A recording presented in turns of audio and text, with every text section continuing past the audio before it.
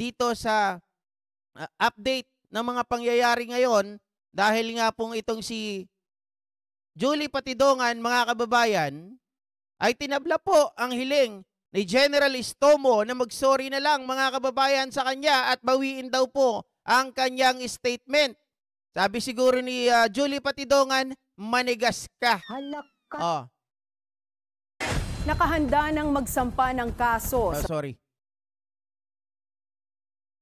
Tinabla ng whistleblower na si Julie Dondon Patidongan ang demand for public apology ni retired Police General Jonel Estomo na idinawit niya sa kaso ng mga nawawalang sabungero.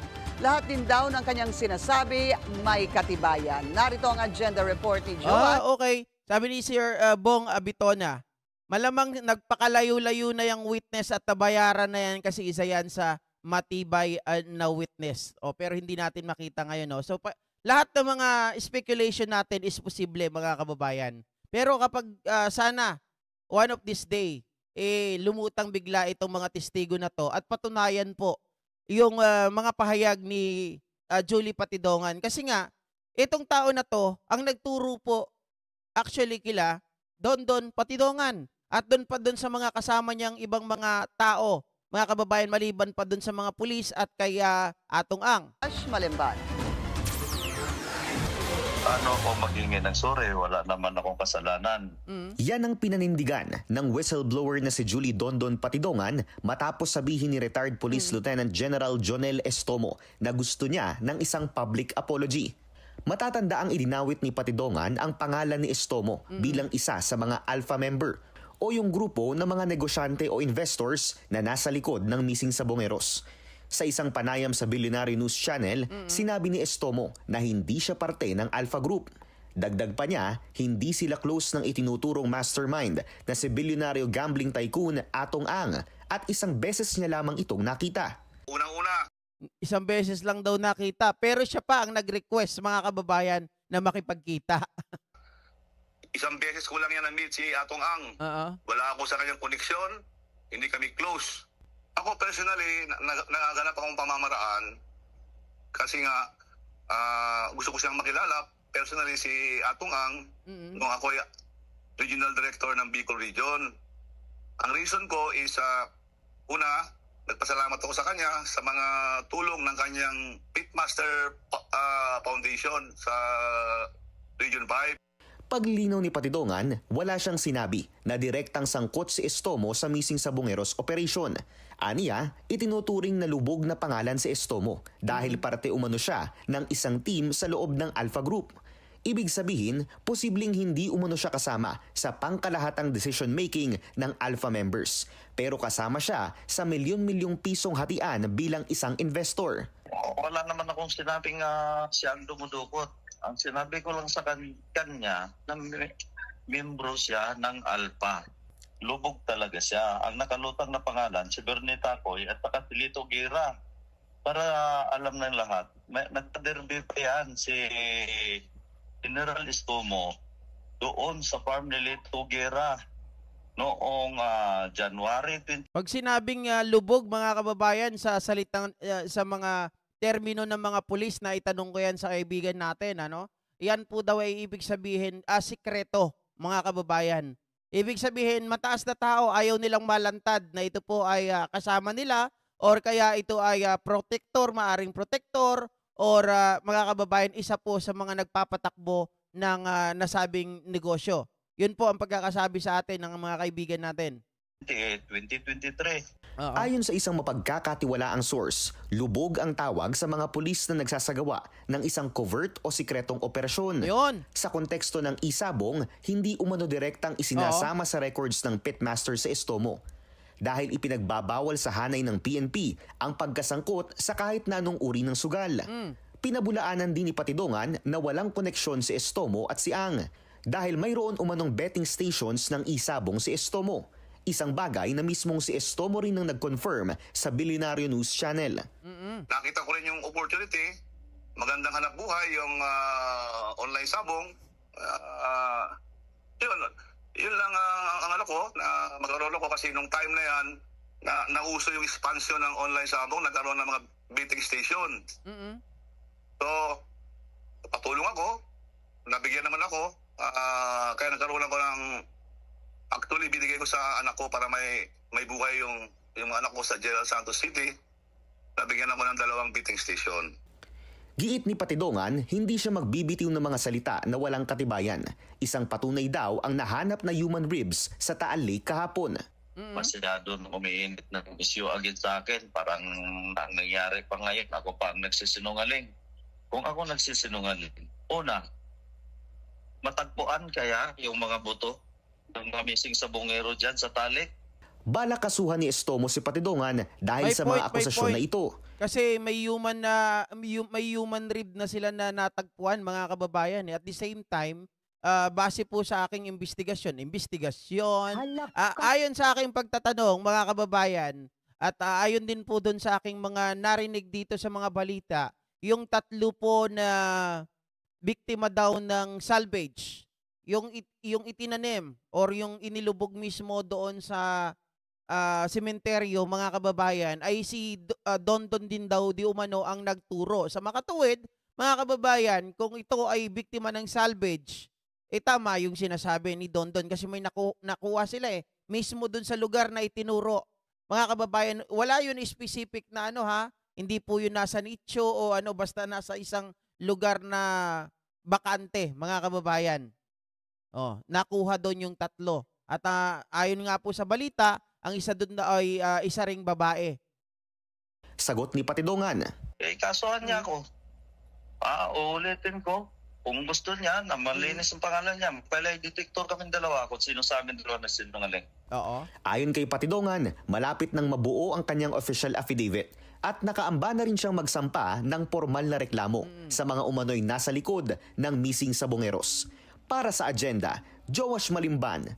Yun talaga dapat, mga kababayan, mga ka-GP Natics, Kasi mahalagang bagay po na kumbaga talagang mag-file na siya ng kaso kasi yun ang magiging basis or magiging tawag dito, magiging formal na ito. Hindi na kasi kung kagaya po nito, paglabas-labas lang sa media at kung ano-ano pa, ay hindi po yun, mga kababayan, paniniwalaan pa.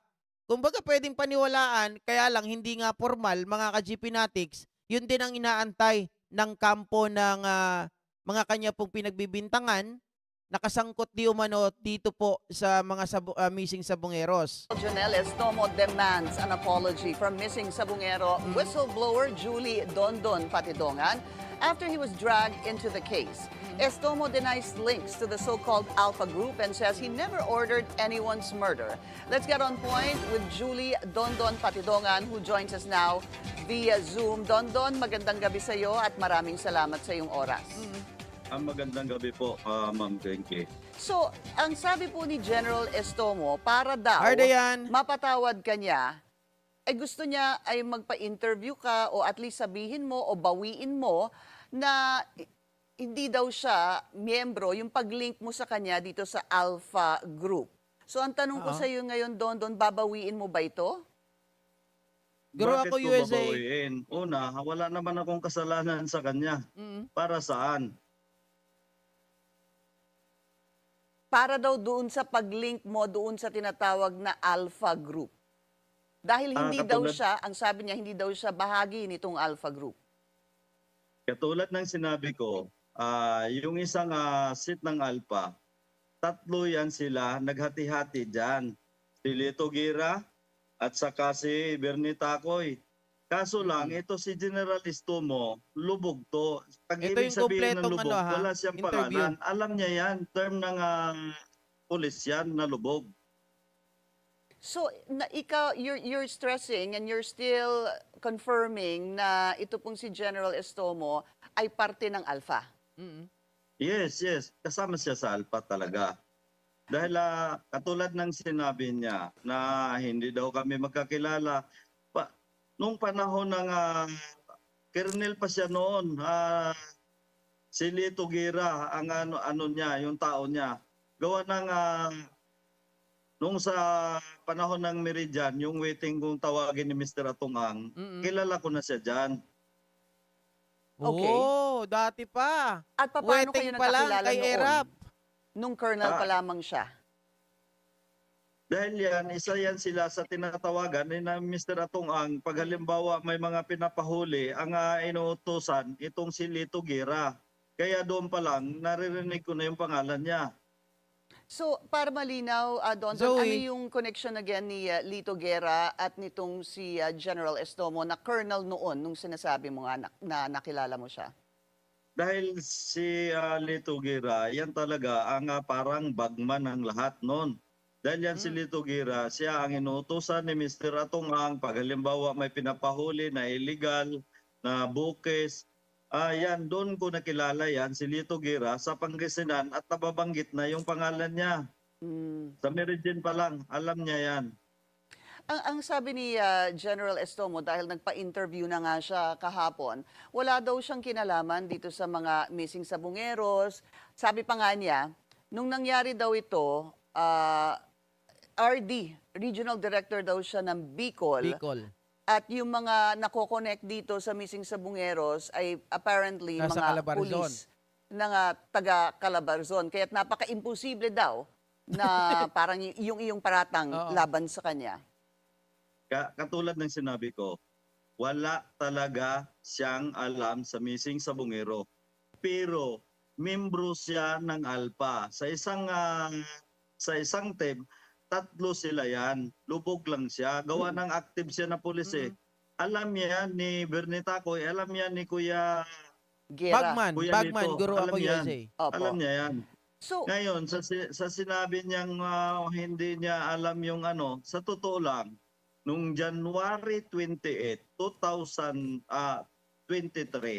nagpa-derby yan sa loob mismo sa farm ni Lito Gira. May entry ako dyan, sinalihan ko pa siya. Paano niya sabihin? Dahil wala siyang alam sa sabong. so Una, bakit mayroon siyang betting station? Inamin niya rin, sa bibig niya rin niya nanggaling na mayroon siyang betting station. Pangalawa, sinabi niya na hindi sila magkakilala ni Mr. Atong Ang.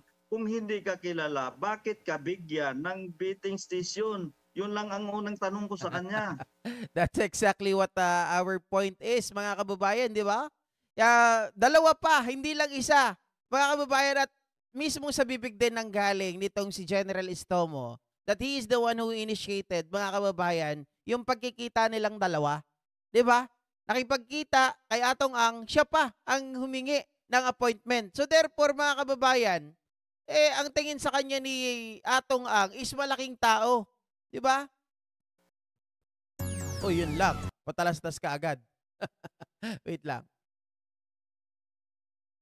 saan yung betting station niya, Don, na sinasabi mo? Sa Katulad ng mga pinanood ko lang kasi, yung interview niya kaninang umaga kay Katunyeng, pati dyan yata sa inyo, nagpapa-interview siya, sinabi niya mismo na nagkaroon siya ng betting station. Dalawa. Kaya naman nangyari, kaya naman na sinagot ko lang ito dahil nakikita ko parang defense counsel na siya ni Mr. Atong Ang.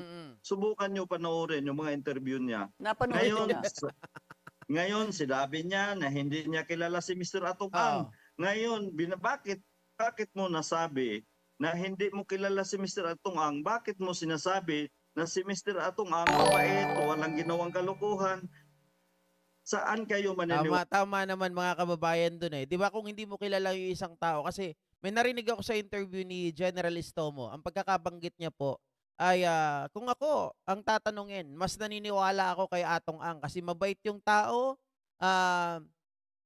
tahimik, yun ang mga pagkakabanggit niya kaysa dito, kay alias Totoy na to. Paiba-iba yung sinasabi, sabi niya ganun, walang katotohanan, baseless yung mga akusasyon.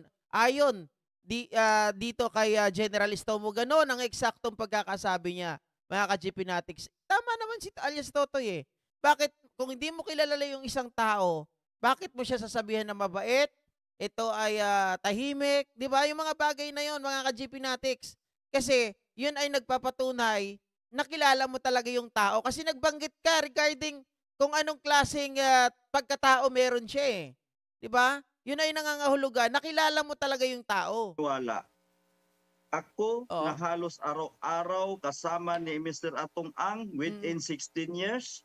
O siya na tinatawagan lang o inuutosan na ganito ang gagawin.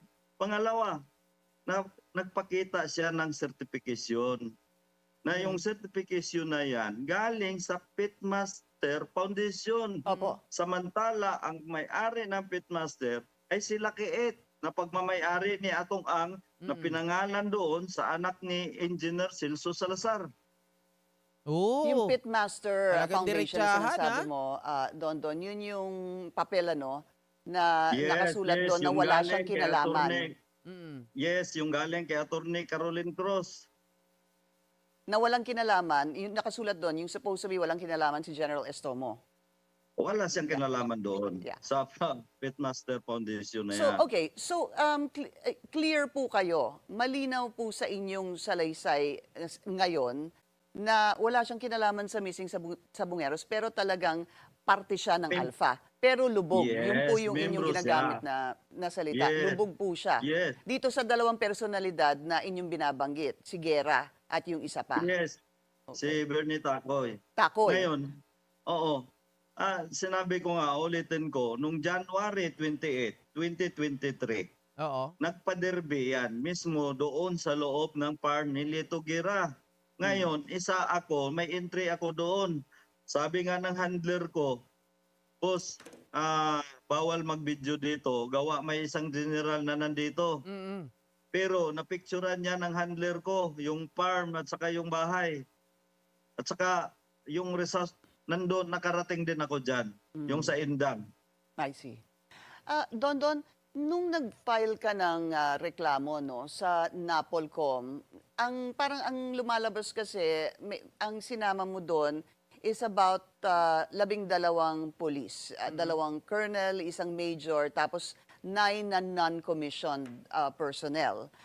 Nung nakausap ko po ang Napolcom noong isang araw, dahil nga nung nagka-interview ka doon, di ba, yun nga, nagpakita ka na nga ng mukha noon na doon ka nagbigay ng itong mga pangalan pa tulad ni General Estomo. Ang tanong ko, magkakaroon ka ba ng supplemental complaint o meron ka bang plano? Okay, wait lang mga kababayan. Napansin ko lang, doon sa mga salaysay ni General Estomo, it really betrays his own statement, mga kababayan. Talagang pinagtaksilan niya yung sarili niyang statement na tawag dito, hindi siya member ng Alpha, pero lumalabas, mga kababayan, na mayroong member po ng Alpha. 'Di ba? Kasi sabi niya, hindi ako member ng Alpha. So, ibig sabihin nun, meron talaga nag-i-exist na Alpha Group. 'Di ba? Yun lang yun mga kababayan, hindi ako member ng Alpha. So, pag sinabi mong hindi ako member, at wala ka ng kasunod na sinabi ton, ibig sabihin, the Alpha Group is existing. Ganon, mga kababayan. At yun nga, yun sabi ko pa nga kanina, na talagang binibetray niya yung kanyang sariling statement dahil sabi niya hindi niya kilala si Atong Ang, pero siya po ay nagbibigay ng mga adjective, mga kababayan, para po i-describe kung anong pag-uugali, anong klaseng tao ang meron itong si Atong Ang. So doon pa lang, malalaman mo na nakilala niya yung tao.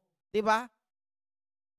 Na dagdagan pa itong mga pangalan sa iyong complaint katulad ni General Estomo. Yes, katulad ng sinabi ko. Marami kasi yan sila na pulis. Yung iba kasi dyan, mukha ko lang nakilala yung mga... Yes, indeed. Sir Odilenon, sabi ni, tawag dito ni alias Totoy, hindi naman kasangkot sa missing sa Bungeros etong si General Estomo. Ang binabanggit niya dito, mga kababayan, kaya niya po sinali yung pangalan ni General Estomo kasi nabanggit daw po di umano na alam mo, Don, gusto ko nang ipapatay niya ni General Estomo sabi daw ni Atong Ang. Kaya niya binabanggit. Pero sa missing sa Bungeros, mga kababayan, ito ay hindi niya naman dinadawit. Kaya lang dito kay General Estomo, mga kababayan, bakit kailangan mong, kung ikaw ay member ng Alpha, bakit kailangan mong itago yon? 'Di ba? Dahil kailangan mong itago dahil sa mga sinasabi ni alias Totoy na itong si Atong Ang ay nagbanggit sa kanya na para matahimik na at maging mahusay na ang pagpapatakbo ng ng isabong na yan at wala na maging problema ay kailangan ng tapusin ang buhay nitong si alias Dondon. Parang ganun yung nakikita ko mga ka-GP. Ayan.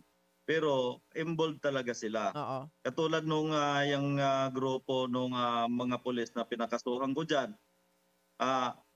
mayroon akong kapatunayan na lahat yung mga yan, Lars, may 21 mga gitarista. tato yan sa batok.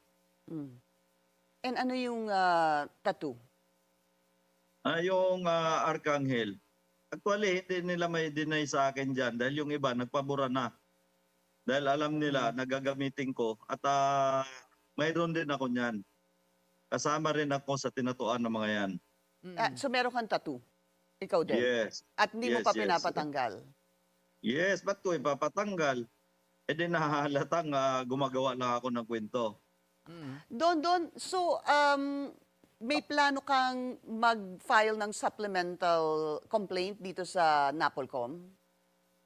Yes, nag-aanda lang yung abogado ko. At dito sa supplemental complaint, anong masasabi mo sa amin hinggil sa anong ilalaman o sino pang isasama dito sa complaint na ito?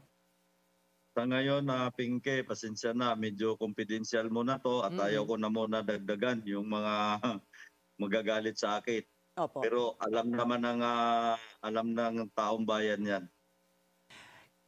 Meron ho ba kayong hope o umaasa ka ba na meron pong magko-corroborate pa sa inyong mga sinasabi, sa mga statements na inyong inalaban, sa mga akusasyon?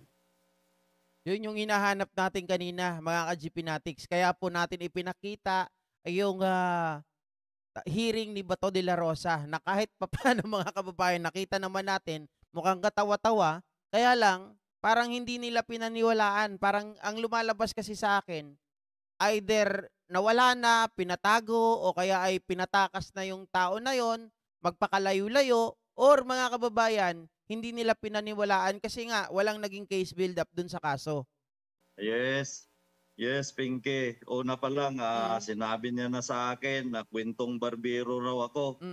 Ito lang kasimple. Nung sinabi ko yung taalik na doon pinagtapunan, kung kwentong barbero ako, generalisto mo, may matagpuan kayang mga buto dyan? Sige nga. Ngayon, pangalawa, kaya kong patunayan na kasali ka talaga sa Alpha. Kaso lang, sa isang tatlo kayo, naghati-hati dyan. Meron ho kayong plano, sabi mo nga, na mag-file ng supplemental complaint. Ano po? Dondon, kailan kaya ito? Inaantay ko lang at inaayos ng aking abogado.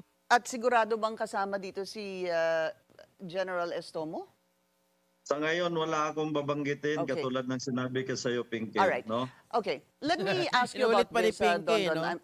Meron kasing hearing, hindi ba? Sa July 22?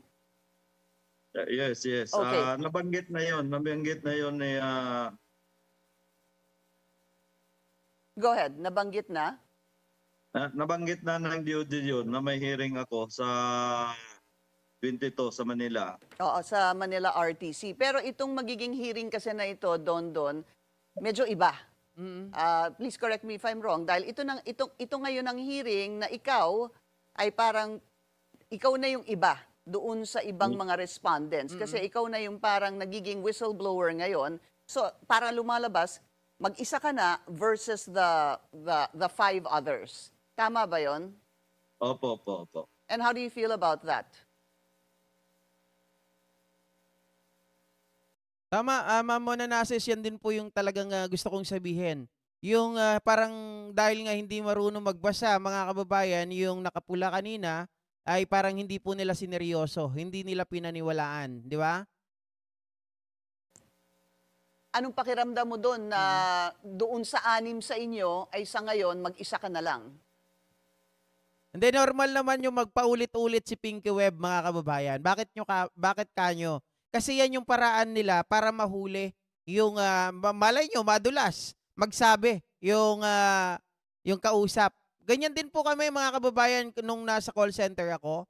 Kapag nag-i-interview kami ng tao, kasi syempre, sa una yan, mag-i-interview ka ng tao, kailangan makilala mo kung anong klaseng pagkatao meron to. Baka mamaya, bait-baitan lang to. So, kailangan, mga kababayan, daanin mo sa mga tanong. Magkaroon ka ng mga tanong na medyo paulit-ulit, mga ka-GPnatics, hanggang sa lumabas mo yung katotohanan na itinatago ng taong ito, yung kausap mo. Well, yung hearing na yan, Oo. parang inaano lang yata na mag-ano ako ng sariling attorney dahil hindi na ako pwede doon sa Ayun, Randy grupo Agustin. ni Attorney Santos. Kaya nga, yung hearing na yan, may panibago na akong attorney. Meron na po. Handa na po kayo para sa July 22. Thank you, Gina Yes, 31. thank you. Opo. One last question, Dondon. Yung inyong affidavit, kamusta na po at kailan ito planong i-file sa panel of prosecutors o sa Justice Department? Ito pong criminal complaint. Well, next week, ayos na yan lahat. Siguro malalaman nyo na rin yan. Nung huli kasi tayong nag-usap, sabi mo meron ka pang hinihintay na isang detalye na ayaw mong sabihin sa amin kung ano yung detalye na yon. Ang tanong ko na lang, okay na ba yon? Tapos na ba yon? Yes, katulad ng sinabi ko na end of this month, may papile na talaga yon. Alright, Julie Dondon Patidongan, ang whistleblower sa missing Sabungeros case, sir. So, malapit na pala mga kababayan kasi ngayon ay July 19 at mga ilang araw na lang at pwede na pong siguro, di ba yan ay inaayos talaga ng kampo ni Julie Patidongan na pagsasampa po ng criminal charges against dun sa mga tao po na kanyang mga tinutukoy. At sana po mga kababayan, magkaroon nga po ng progreso, magkaroon ng case build-up yung mga nangyayari na ito para naman maparusahan ang dapat maparusahan at syempre makulong ang dapat makulong. Hindi po kagaya ng nangyaring investigasyon noon na alam po natin na walang nangyari. Sana po, sabi nga ng ibang mga kritiko, sabi ng ibang mga tawag dito, nagdo-documentary po nito, sana po ay yung mga testigo, pangunahin na po nitong si Dondon Patidongan, mga kababayan, ay huwag pong sumuko, huwag pong huwag magpabayad at talagang kailangan po panindigan niya ang kanyang mga sinasabi nang sa ganon ay magkaroon po ng justice ang mga kababayan natin o pamilya po ng mga nawawalang Sabungeros, hindi po maging justice na lang habang buhay. Diba? Dave Spard, shoutout sa inyo dyan ha. Okay, so mga kababayan, next topic tayo. Ano naman ang pag-uusapan natin, JP? Ito, pag-usapan natin mga kababayan.